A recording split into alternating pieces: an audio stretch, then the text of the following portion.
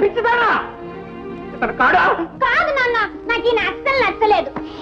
అబ్బా నన్ను బతికించావమ్మా. ఏమయ్యా మీ అమ్మాయి మాట విని మాకే మామగారు కావాలని తయారయ్యావన్నమాట. బాబు గారు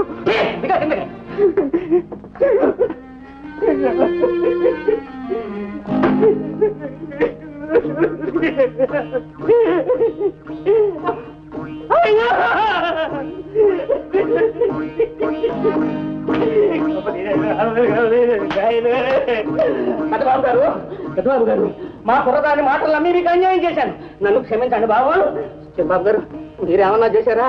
రోడ్ల మీద పడిపోతాను బాబు. రోడ్ల మీద మీరేనా చిన్న బాబు? అవును. అయితే ఆయన ఎవరు? నా నెత్తి మీద శనిగాడే. నా నెత్తి మీద శనిగాడే.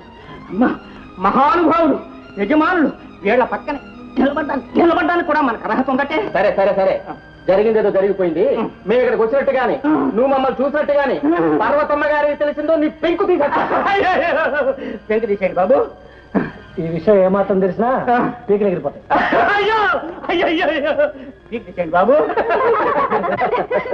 అరే ఈ చీర చాలా అందంగా ఉందే. ఇదా? అవును. ఖరీదెంత? మా నాన్న చెప్పినంత.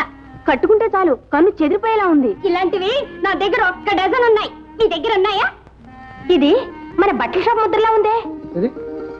అవును మన షాప్ లోనే. అవును కొట్టే యజమానికి తెలియకుండా గుట్టిగా తీసుకురమని మా అమ్మే చెప్పింది. ఏమయ్యా బట్టల కొట్టు నాదా నీదా? బాబు గారు దీనికి కూడా ఇంకొకసారి మన్నించండి. ఇంకేమైనా ఉన్నాయా? మా నాన్న భలే అందంగా కాళ్ళ మీద పడతాడు కదా.